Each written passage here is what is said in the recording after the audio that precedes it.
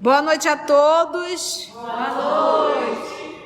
Hoje é exatamente 13 de março de 2023. Estamos nós reunidos para estudarmos a obra espetacular Lázaro Redivivo. Obra essa psicografada por Francisco Cândido Xavier pelo espírito Irmão X, que é Humberto de Campos. E hoje nós vamos iniciar um novo capítulo, capítulo 15, né? Mensagem de número 15, intitulado Resposta do Além.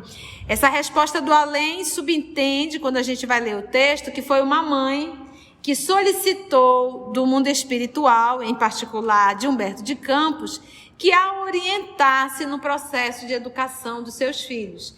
E aí, obviamente, que para estar aqui publicado, os espíritos, nós sabemos, quando eles nos trazem lições, eles não trazem lições de cunho particular. Eles trazem lições que possam realmente auxiliar uma humanidade, entendeu? Porque o tempo deles é extremamente curto e eles não estão para estar atendendo particularidades. Quando eles mandam uma mensagem, eles mandam para atender uma humanidade, tá bom? E quando a gente fala em humanidade, é porque como nós somos espíritos bem parecidos a nível de evolução, todos nós, o grupo que está inserido na Terra é um grupo muito parecido. Todos nós estamos enrolados com as mesmas feridas morais.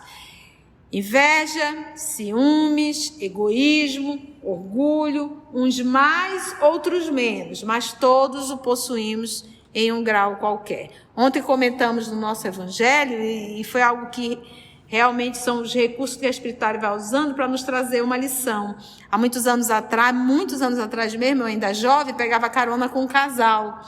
E eu achava muito interessante que quando o esposo fazia questão, o esposo da minha amiga, de sair do carro e abrir a porta, para que a gente pudesse descer. Eu achava aquilo de uma gentileza enorme.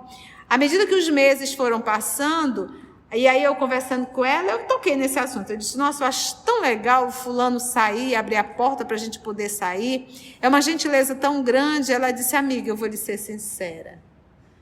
É que ele tem horror que batam a porta do carro dele.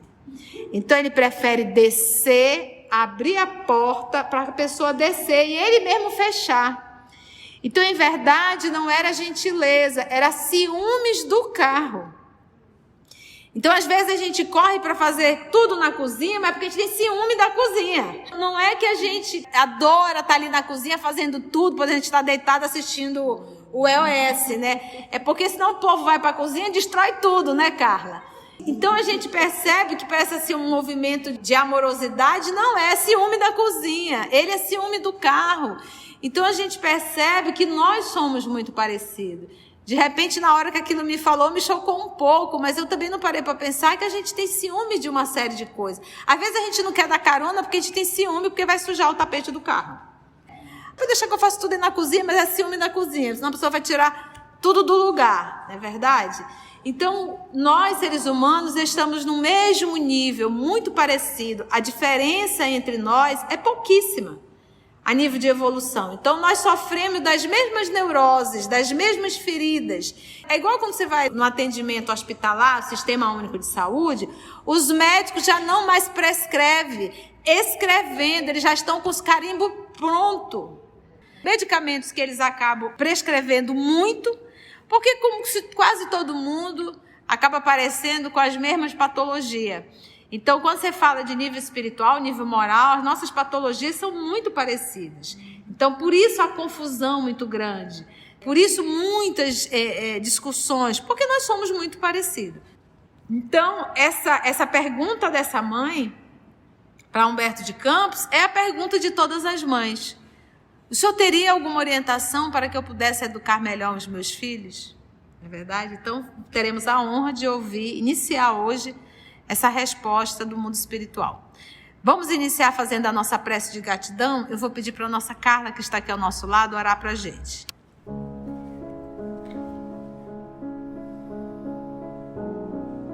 Jesus amigo, é com alegria que mais uma vez nos reunimos e te agradecemos essa oportunidade desse encontro fraterno, de trabalho, de estudo, de aprendizado. Que essas lições que vamos aprender agora ainda dê tempo de praticar, e se não der, que levemos no coração e em qualquer oportunidade possamos apresentá-las. Ajuda-nos a viver estas realidades, estas lições, e que os amigos espirituais ajudem na compreensão dessas lições. Graças te damos por toda a tua misericórdia conosco. Fica conosco e nos auxilia. Que assim seja. Que assim seja. A reencarnação, ela começa na concepção. No momento que o espermatozoide fecunda o óvulo, que forma ali a primeira célula, ali já está ligado um espírito. É por isso que o espiritismo, não apoia o aborto em qualquer fase da gestação, porque o espírito se liga na concepção. Quando ele se liga na concepção, momentos antes, ele já está no processo de torpor. Antes da concepção, o espírito já está no processo de torpor. Ele tem a sensação de morte no mundo espiritual, nesse processo da reencarnação. E ele fica no estado de torpor muito grande. O contato dele com a mãe, a psique dele com a psique da mãe, o psiquismo da mãe tem a capacidade, e do pai também, porque aquele movimento da aproximação, ele tem a capacidade de impregnar na psique do espírito o sentimento de aconchego, de amor, repulsão. Tudo isso vai ficando gravado. Então, a gente percebe que no processo da gestação já deveria iniciar o processo da educação. Então, o primeiro movimento é ele se sentir amado na gestação, esse espírito, porque isso vai ficar impregnado nele. Ele vai nascer, ele vai trazer já a sensação de ter sido muito querido, muito esperado, muito amado. Então, tudo isso vai ficando.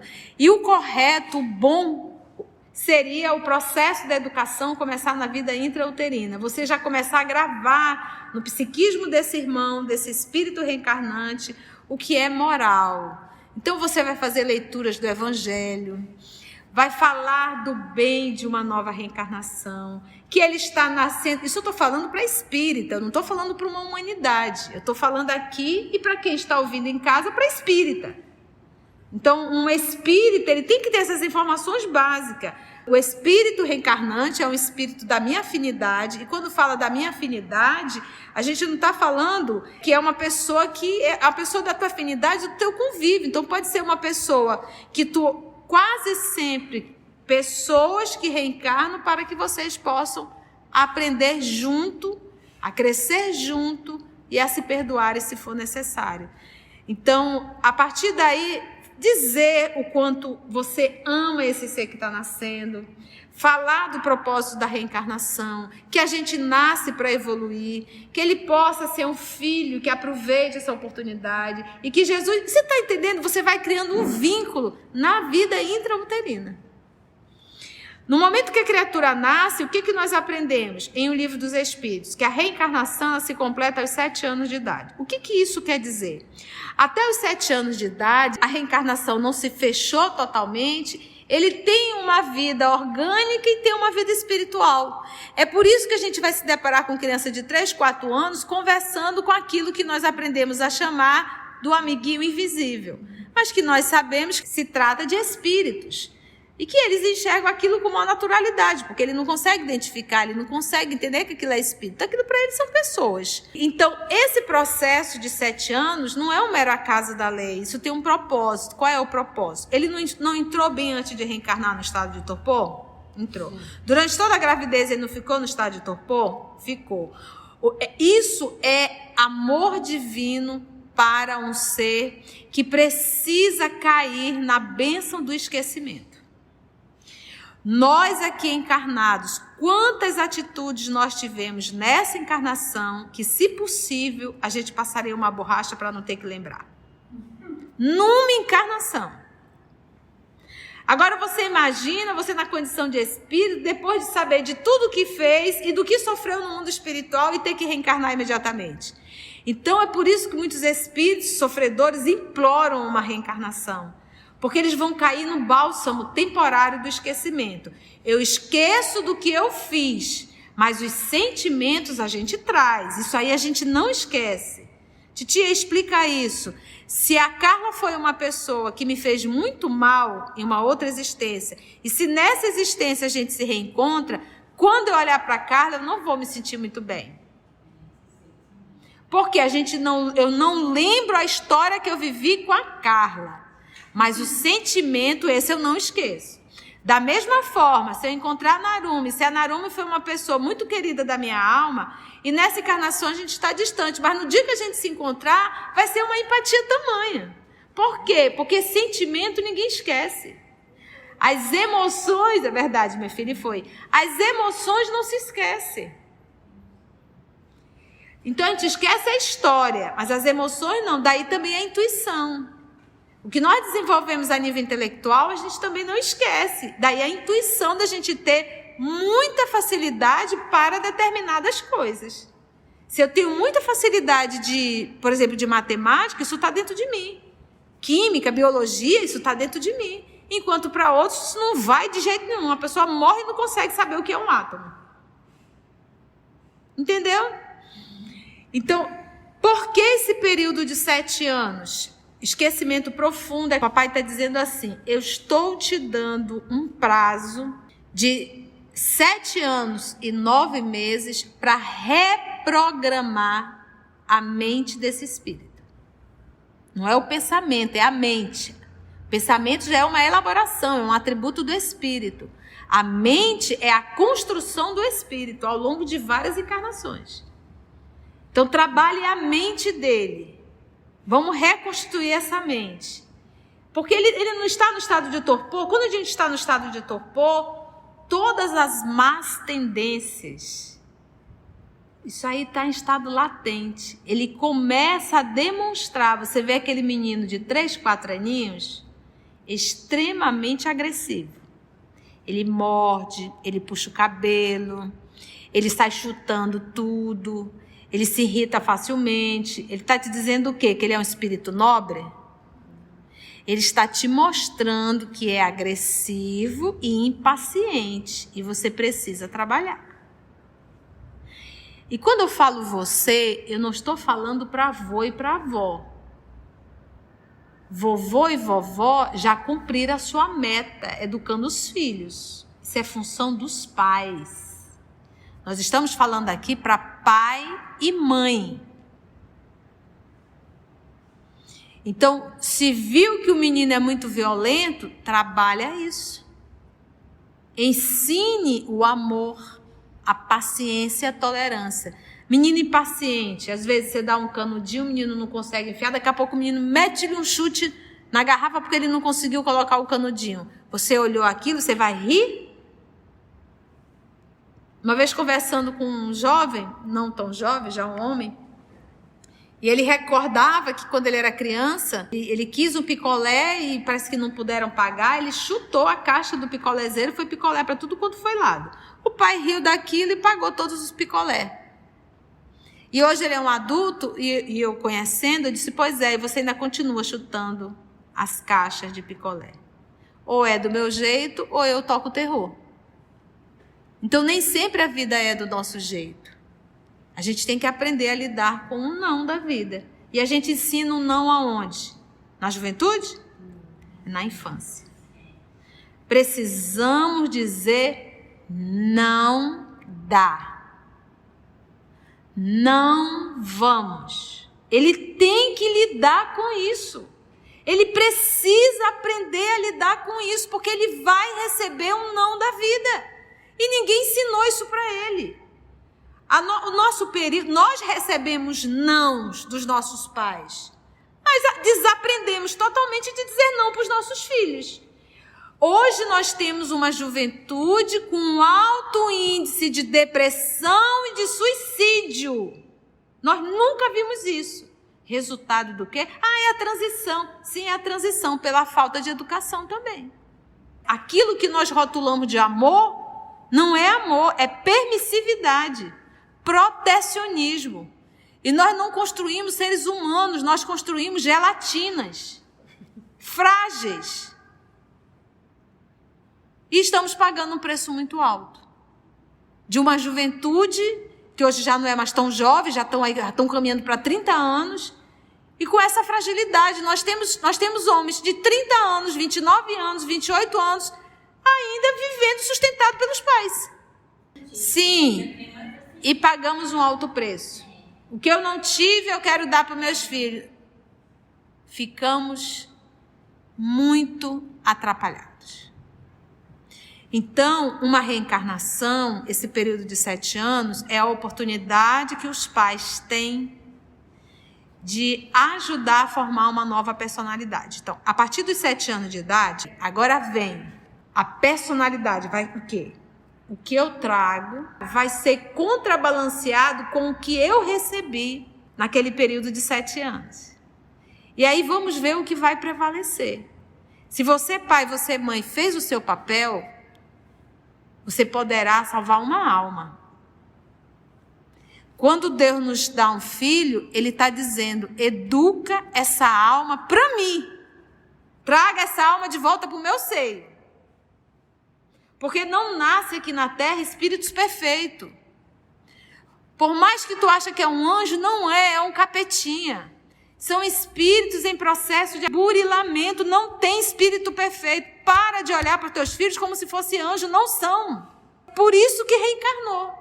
Se fosse anjo, estaria reencarnando em sírios. Se reencarnou na terra, são espíritos em processo de burilamento. Vamos pegar Alcione? Lembra de Alcione, na Espanha? Qual a relação dela com o padre Damiano? Com a funcionária da casa? De extremo carinho, fazia questão de trabalhar. Tudo da natureza ela admirava e perguntava muito sobre Deus. Enquanto o Rob só reclamava. Não, e quando ele nasceu, ela, vamos ficar com ele. Olha, pois é verdade. A Carla está me lembrando. O Rob, quando nasceu, que era filho da funcionária da casa, chamado na época de serva, o menino era feio. Feio, feio. Uma mãozinha mirrada, um pezinho, né? E ela conseguiu olhar para aquele menino e dizer, que lindo, mamãe. Eu posso ficar com ele? Eu vou cuidar dele. Se é um outro ser humano que não é de Sírios, vai dizer, nossa, como ele é feio, mãe, parece um monstro. Não é assim? É mais fácil você achar um Alcione ou um ser que vai achar feio? Então vamos deixar de vaidade e orgulho e achar que esses seres que estão nascendo por nós são espírito nobre, não são não. E nós temos que ficar muito atentos para enxergarmos as tendências e ali a gente poder educar. Então o que vai somar? O que ele recebeu desses 7 anos. E quando eu digo que ele recebeu, não é só do que ele ouviu, não. É principalmente do que ele viu. Porque ele vai copiar o meio. O que a gente aprende no livro dos Espíritos? Qual o tipo mais perfeito que Deus ofereceu à humanidade para servir de guia e modelo? O tipo mais perfeito. Então a humanidade, ela copia. Que aí eu vou usar o livro Pensamento e Vida, nós somos o espelho da vida. O espelho, ele reflete. Então, os filhos, eles irão sim refletir os pais. Não muda muito, não. Então, a forma de educar é de exemplo. Então, vai somar o que ele traz de outrora, o que ele recebeu dessa e do meio que ele está inserido, do país, da cultura. Soma tudo isso e vai formar essa nova personalidade. Entendeu? E eu digo sempre, nós temos um time para isso. Depois dos 7 anos, são ajustes leves. Você olha para aquele ser pequenininho, tu jura que é um ser inofensivo. A melhor parte da vida tu perde, porque tu tá delegando, tu enfia o menino numa creche e vai trabalhar para ganhar dinheiro, né? Quem que vai fazer esse trabalho? Ninguém. Porque tu acha que a professora lá da creche vai ter tempo para estar olhando as más tendências do teu filho para educar? Lá ela tem uma função, proteger teu filho para manter ele vivo. Só isso. E a gente acha que criar filho é manter filho vivo. mesmo que por dentro eles estejam mortos. Então, qual é a função de um lar? A mãe, a função dela é educar os filhos. A do pai é prover o lar. Quando a coisa inverte, vai dar acidente. Então, um vai para um lado, outro vai para o outro. As crianças ficam de... mas eu não tenho tempo, então não faz menino. Porque você vai ter problema lá na frente. É melhor ter menos. E não é para o resto da vida. É só um período. Se você dedicar 7 anos da sua vida integral para o seu filho, você vai ver um resultado espetacular. Quando ele começar a ir para a escola, pronto, tu arruma um trabalho para ti. Meu marido isso, meu marido aquilo. Tinha que ter escolhido melhor lá atrás. Porque família é uma coisa que a gente constrói. Eu quis fazer essa introdução para que a gente pudesse assim, se ambientar. Para a gente entender realmente e entrar num texto já com subsídio, para a gente refletir no processo. O Livro dos Espíritos ele deixa bem claro qual é a função dos pais. E ele diz, e pagarão um alto preço, caso não cumpram. E qual é o preço? Você acha que Deus vai te pegar e vai te dar umas 3 chicotadas? Não. Vamos pegar o nosso lá? Vamos. Mãe de André Luiz era uma pessoa legal, mas uma mãe maravilhosa, mas permissiva. Para pensar, ela teve 4 filhos. A menina que desencarnou aos 4 anos, estava no mundo espiritual, que já, obviamente o espírito retoma a forma anterior, essa estava num lugar maravilhoso. Mas as 2 meninas que ela educou estavam no umbral, e o André Luiz também. E ela diz que ela precisa voltar, porque ela tem uma dívida. Ela precisa voltar. Por quê? Porque ela não cumpriu com o dever. E qual é o maior sofrimento de uma mãe? É o sofrimento de um filho. Esse é o castigo. Então hoje tu tá amaciando, achando que tá tudo bem, você vai pagar um alto preço, porque você vai ver seu filho em situação difícil. É isso que a gente quer pra gente? Poxa, dói no coração de uma mãe ver um filho sofrendo num vale da vida. Mas por que vai estar sofrendo? Porque não educou na terra. A gente tem que educar filho para Deus, não é para o mundo. Tem que ensinar essas crianças, esses espíritos a serem bons, úteis. A gente educa filho para ter profissão e dinheiro.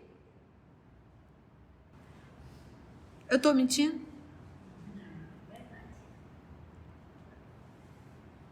A gente não educa filho para Deus.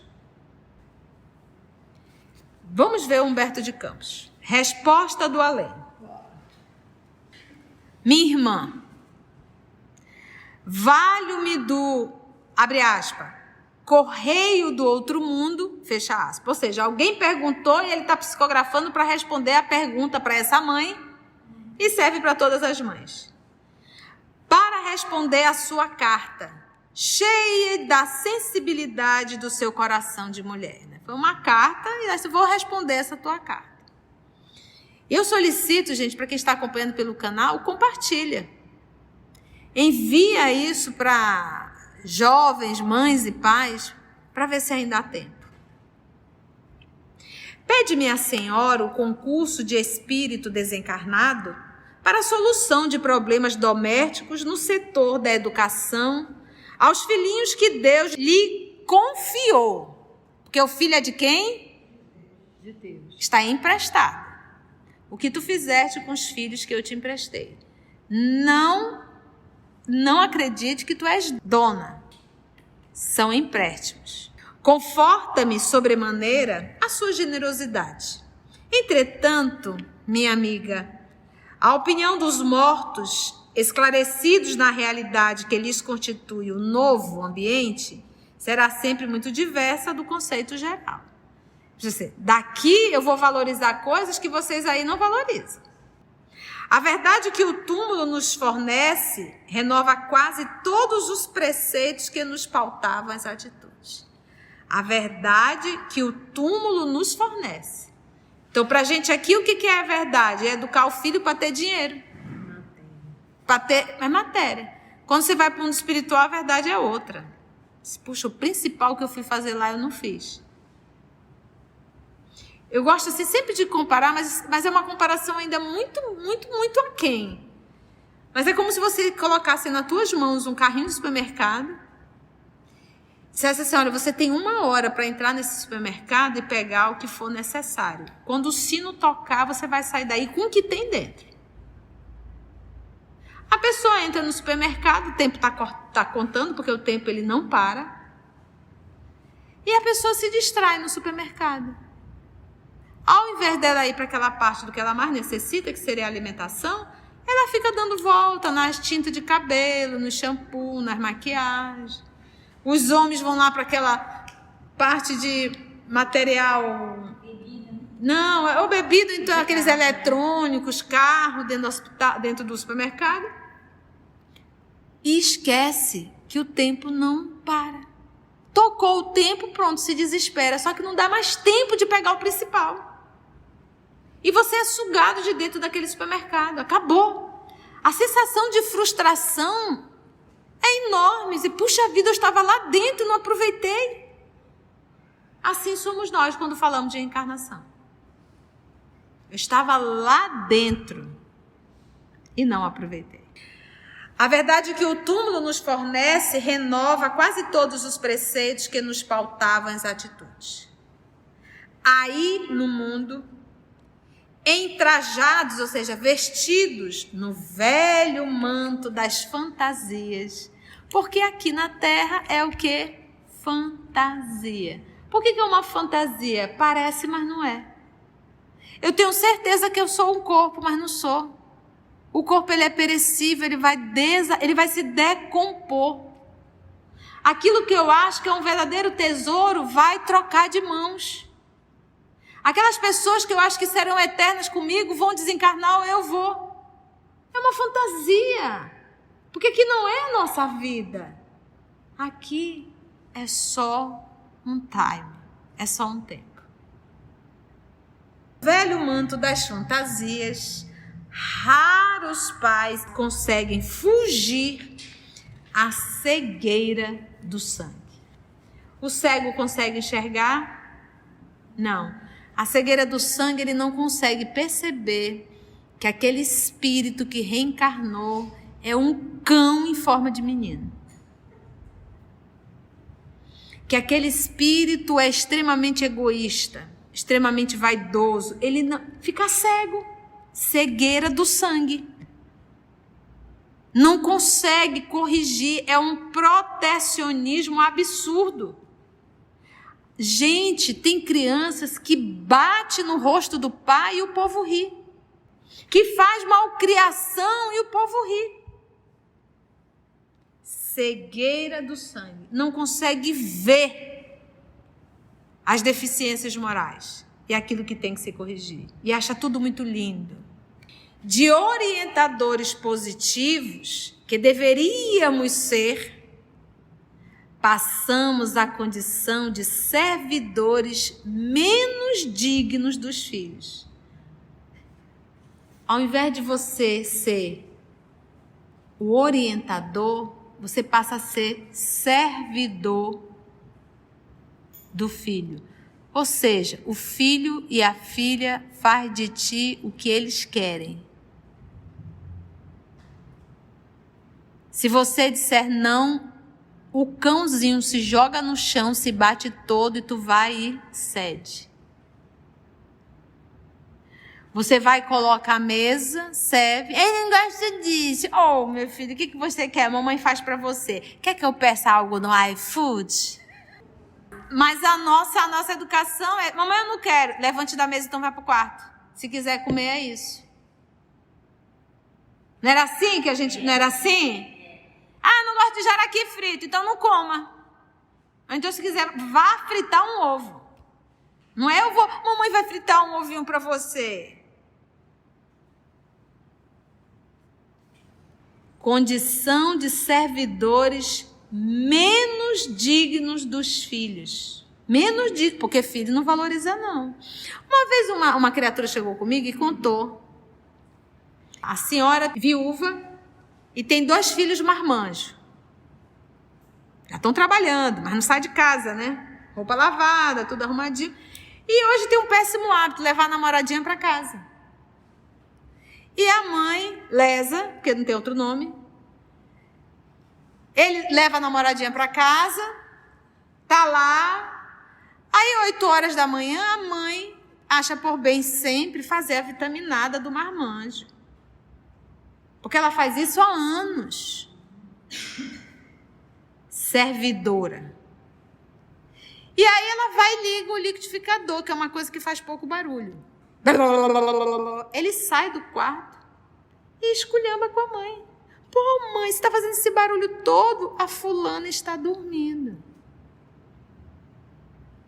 A mãe pediu desculpa.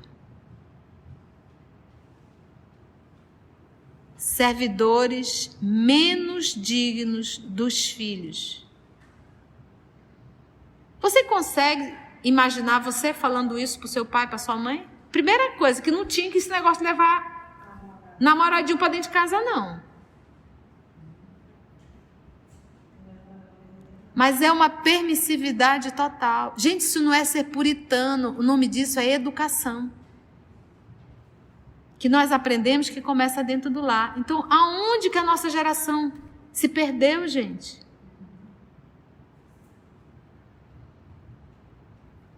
Eu sou meio 1970. Pode me chamar de quadrada, o que for. Toda, né? Mas dentro de casa, olha que eu criei já 3 sobrinhos, estou com um agora, e levou a namoradinha, 10 horas, 10h30, 11 horas, 11h30, eu já dei aquela olhada assim, né, meia turva, né? Depois que ela foi embora, eu conversei com ele. Tem hora, filho. Então, é assim. Você está pondo limite, pondo respeito adentro do teu lar. Se é uma Conceição e uma mãe dessa, eu tinha revirado, aliás, não tinha nem levantado para fazer liquidificador. Imagina! Por um acaso um homem de 20 e poucos anos não sabe fazer uma vitaminada? E você tratando como se fosse ainda um bebezão? Então olha nisso, por isso, gente, que nós estamos do jeito que estamos. Condição de servidores menos dignos dos filhos que a providência nos entrega. Papai está nos entregando, era para te ser o educador, tu te tornou um servidor menos digno. Porque quando esse filho sai do quarto e briga com a mãe dele, ela estando dentro da casa dela, pagando todas as contas, que falta de respeito. E detalhe, a vitaminada não era para ela não, era para ele. Que a providência nos entrega por algum tempo ao carinho e ao cuidado, mas não à subserviência. Tem menino que não consegue colocar roupa suja dentro do cesto. E a mãe passa a vida inteira juntando a roupa fora do cesto. Tem menina, 17, 18, 19, 20, 21, que tira a calça, a peça íntima, rebola todinho e deixa lá. Não sabe lavar a peça íntima. Você imagina você ir lá pegar a peça íntima da sua filha de 19, 20 anos, desenrolar todinho para você colocar na máquina para lavar, ou a funcionária da casa, que é uma vergonha? A gente só vai conseguir dar passos maiores quando a gente aprender os passos menores. Você moraliza um ser humano para a vida dentro de casa. E a educação dentro de casa é essas de menores, para que um dia ele possa dar as maiores. O futuro de uma nação, ela tem como ponto de partida o lar. Se eu sou um médico péssimo, é porque eu tive uma péssima educação moral.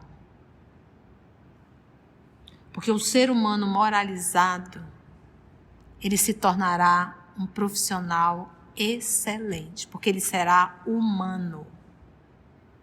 Agora, se você preparar uma criatura só para ter dinheiro, você terá um monstro e vai chorar rios de lágrimas, porque esse monstro vai ser direcionado para um vale.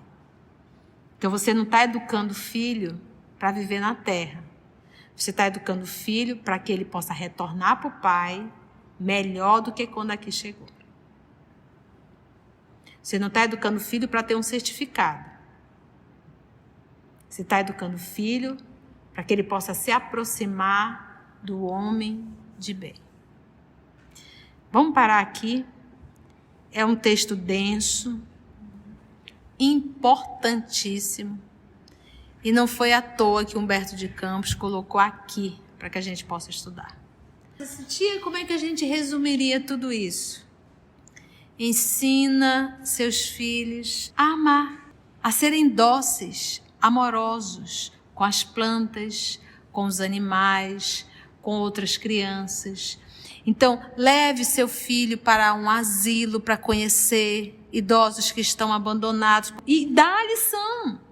Leva para o orfanato para que ele possa valorizar pai e mãe dentro de casa, a casa que tem. Comemore um aniversário com crianças carentes. Você tem noção que isso tudo vai ficar na cabeça do seu filho. Mas não é para comemorar com 10, 12 anos. É 4, 5. Ele nunca mais vai esquecer. Eu digo que eu vivi uma experiência com a Jennifer, que agora já é uma mulher, que a Socorro chegou comigo e disse: minha irmã, eu estou tendo sério problema com a Jennifer. Eu digo, por quê? Ela tinha já 8 anos. Acho que 7, 8 anos. Acho que 7, 8 anos. Ela é muito egoísta. Ela não quer... Aqueles brinquedos que já estão velhos, eu quero separar, porque ela é acumuladora. E ela não quer dar. Ela não dá nada. Nem aquele quebradinho ela não dá. Tá bom, vamos fazer o seguinte. Deixa ela comigo no sábado. Eu vou levar ela para a Colônia Tem Aleixo no domingo comigo. Eu evangelizava lá. É um bairro bem pobre aqui em Manaus. E eu tinha um saco que eu tinha ganho para doação de brinquedos. Para criança de 6, 7 anos, 5, 6, 7 anos. Aí eu levei a Jennifer. Minha filha, vamos com a titia que eu estou precisando de ajuda. Tia, vamos. Ela queria passear, né? Ela nunca tinha ido.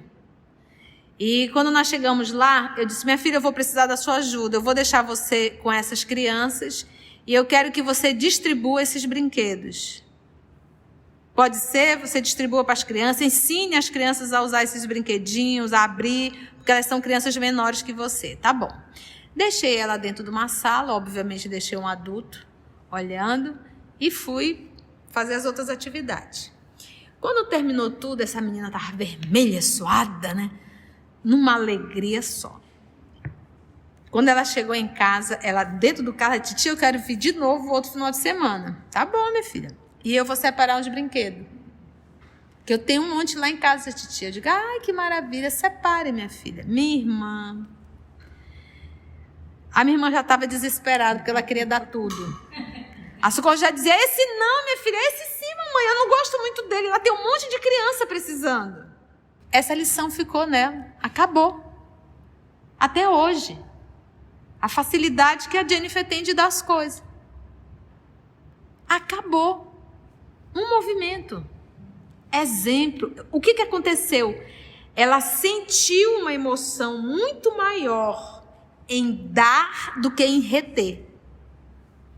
Ela sentiu a emoção de ver a alegria daquelas crianças. Ela percebeu o quão gostoso, gratificante e o tesouro que isso é. Mas é necessário você levar o ser para sentir. Sair da teoria e ir para a prática.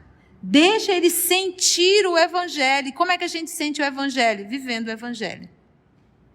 Ninguém sente o evangelho estudando. A gente só sente o evangelho vivendo. Antes de orarmos em agradecimento, vamos ouvir algumas considerações da tia que destacamos neste estudo para a reflexão dos ensinamentos. Vamos aos destaques da tia? E quando a gente fala em humanidade, é porque como nós somos espíritos bem parecidos a nível de evolução, todos nós, o grupo que está inserido na Terra é um grupo muito parecido. todos nós estamos enrolados com as mesmas feridas morais. Inveja, ciúmes, egoísmo, orgulho, uns mais, outros menos, mas todos o possuímos. A diferença entre nós é pouquíssima a nível de evolução. Então, nós sofremos das mesmas neuroses, das mesmas feridas. A reencarnação, ela começa na concepção. No momento que o espermatozoide fecunda o óvulo, que forma ali a primeira célula, ali já está ligado um espírito.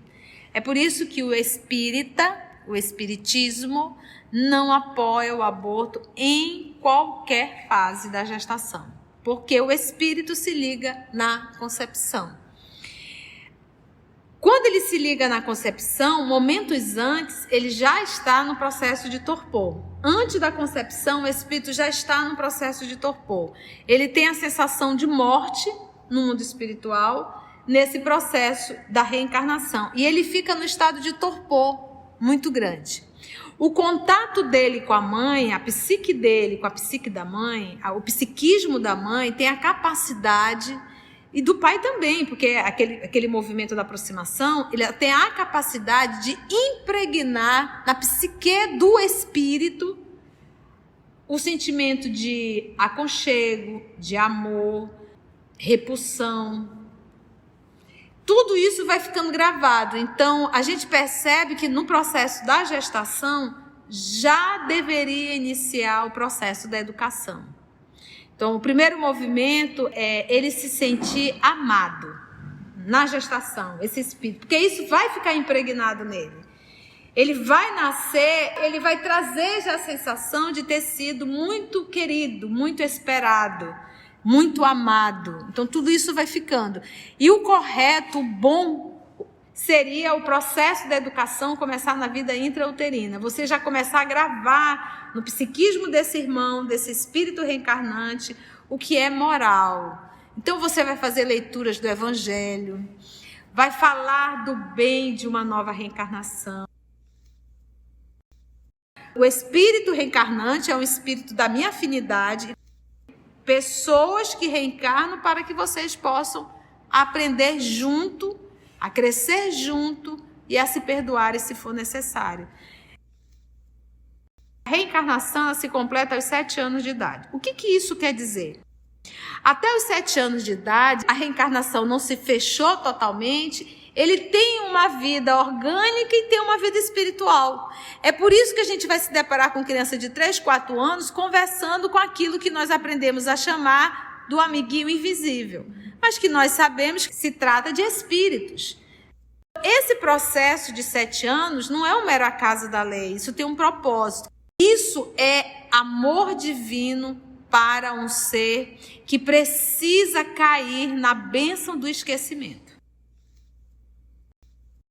Você imagina você na condição de espírito, depois de saber de tudo que fez e do que sofreu no mundo espiritual e ter que reencarnar imediatamente.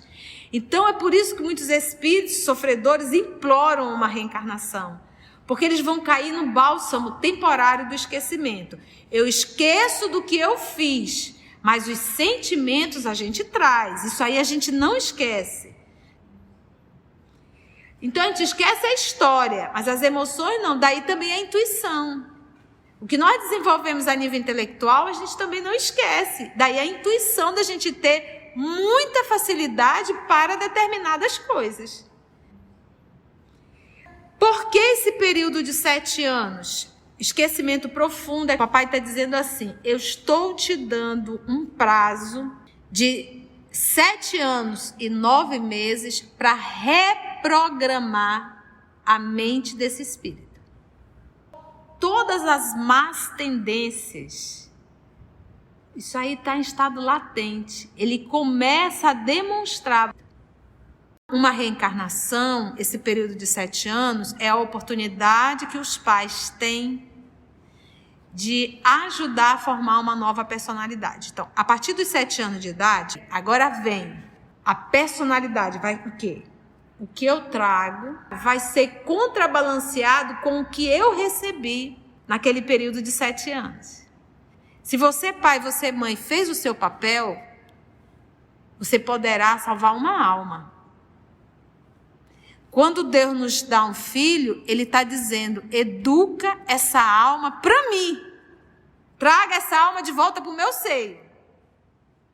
Porque não nasce aqui na terra espíritos perfeitos. São espíritos em processo de burilamento, não tem espírito perfeito. Para de olhar para os teus filhos como se fosse anjo, não são. Depois dos 7 anos, são ajustes leves. E tu acha que a professora lá da creche vai ter tempo para estar olhando as más tendências do teu filho para educar? E a gente acha que criar filho é manter filho vivo, mesmo que por dentro eles estejam mortos. Qual é a função de um lar?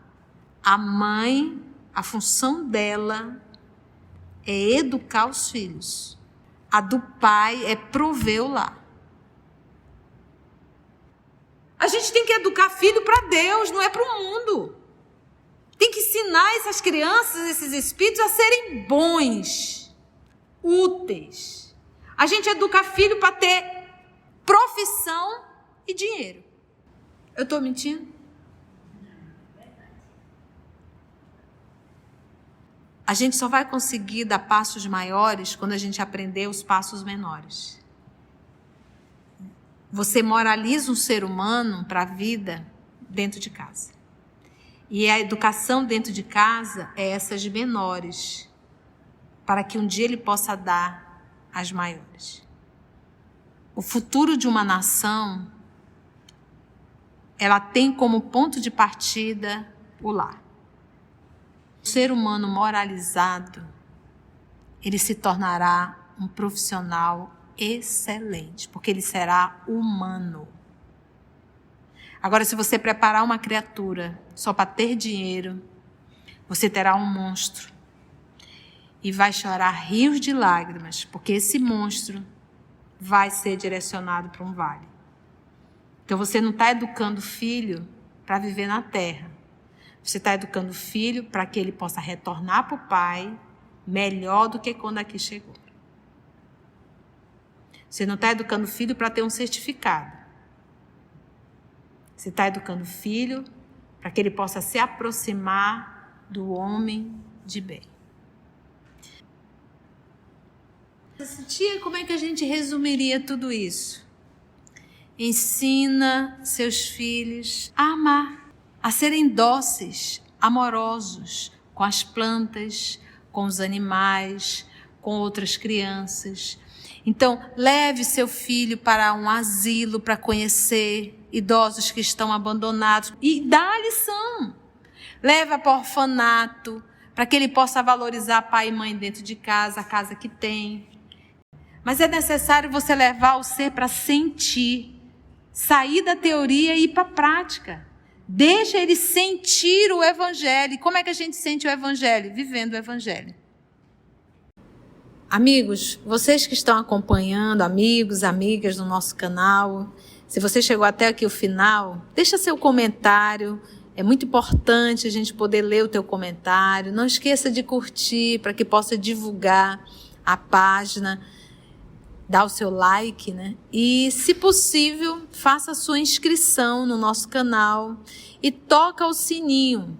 Porque quando você toca o sininho, o YouTube avisa para você quando o EOS publicar um novo estudo.